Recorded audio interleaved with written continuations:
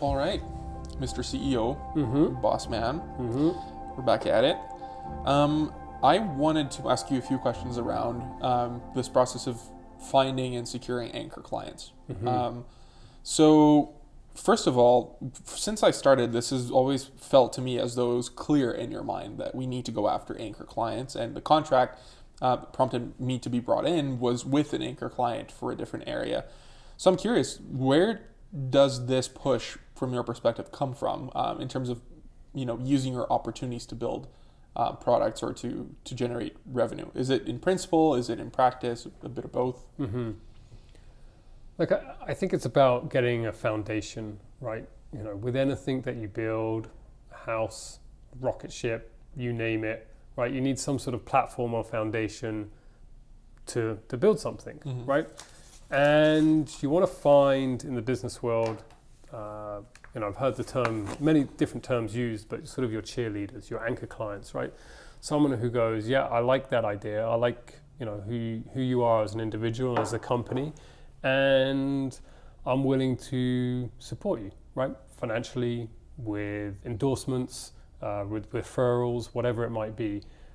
But without the anchor client or your cheerleaders, then it becomes much harder, right? And much more of a challenge. And so, yeah, I think it just makes your life a lot easier when you have those in your corner, right? You have your team who's backing you up, including your clients or prospect clients. So, yeah, it's a fundamental process. And if they can provide you revenue and money while you're doing this, then that's a double win, right? That's hugely valuable from a company's perspective. So, yeah, it's a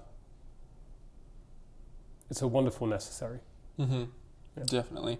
I'm curious then from a sales perspective, like how are you approaching these organizations and these cheerleaders or anchor clients, especially when sometimes you don't, in the context of a product, you might not have a very solid ask or know exactly what it is that you're trying to do. So yeah, how do you approach that, from a sales and marketing perspective? I mean, the first step is to, I think, establish some sort of game rules when you come in contact with someone new. It's like there's a almost like a courting process that happens, right? We get on a call, I introduce myself, you introduce yourself, establish some baseline here. Are you a good person? Am I a good person? Are we aligned in the same realms and the same worlds? Are we trying to solve the same problems, right? And I think that process happens, and it will either derail the whole thing very, very quickly, which is totally fine, or it will just allow you to go through the next gate. And the next gate is for me to then say, okay, you're a good person, you have some problems, let's talk about your problems, right? And what are those big issues? And now let's delve into those deeper and deeper and deeper. And hopefully direct the conversation to, okay, you tell me a problem that aligns with something that I think I could fix. Well, let's delve into that area, right, a bit further.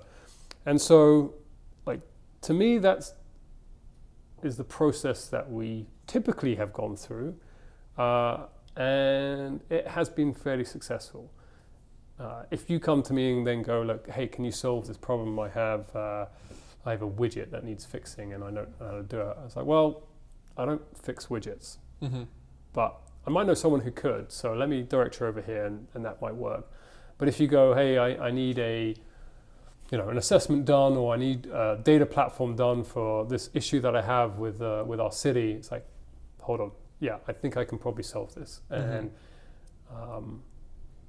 then that starts the conversation to go further. And then you have to sort of define very clearly what you're going to deliver, what their expectations are, and then put some sort of statement of work or an agreement around that clearly defines all of that. So interesting. So as you were talking, I was being taken back to some of these calls that I got to sit in, and it makes a ton of sense. But it's all about, it seems, building that relationship and then broaching some of the problems and trying to identify whether or not there's a fit, and really trying to help along every step of the process. So yeah, that's super interesting. Thanks for sharing. I'm taking notes. Good. Well, you are a salesman in prodigy. So now, which comes to my question around like you're technical by nature, but you've been pushed into the realm of sales, perhaps not kicking and screaming, but certainly embracing it to a large degree as well. So tell me about sales. And is it this nasty, horrible place that, snake oil is only sold? Yes. No, I'm joking. So maybe curiously, but one of my first jobs in life was to be a used car salesman. And so that's what I thought of sales for a really long time, which is we have a truck. It's definitely broken. We're going to put some duct tape on it, and we're going to tell you to not test drive it more than around the block. Problem solved, right? So there's definitely some, previous experiences there that they have made me look at sales through this lens of it's just snake oil and people are trying to get your money. I think being involved in sales has been really enlightening because I'm very passionate about helping people. It makes me feel good, perhaps in a really selfish way too. And I didn't used to get that kick from sales before, but I think being involved in our sales efforts and the things that we've done, it's been really excellent to watch you and how you conduct yourself in these calls where it's evident that you're just trying to help, along the way. There's no push for here, let us do this. Oh yeah, we can definitely, figure this out for you. Oh yeah, we have a ton of experience in this area. No, it's like all very clear and transparent and honest in terms of trying to get people the help that they need.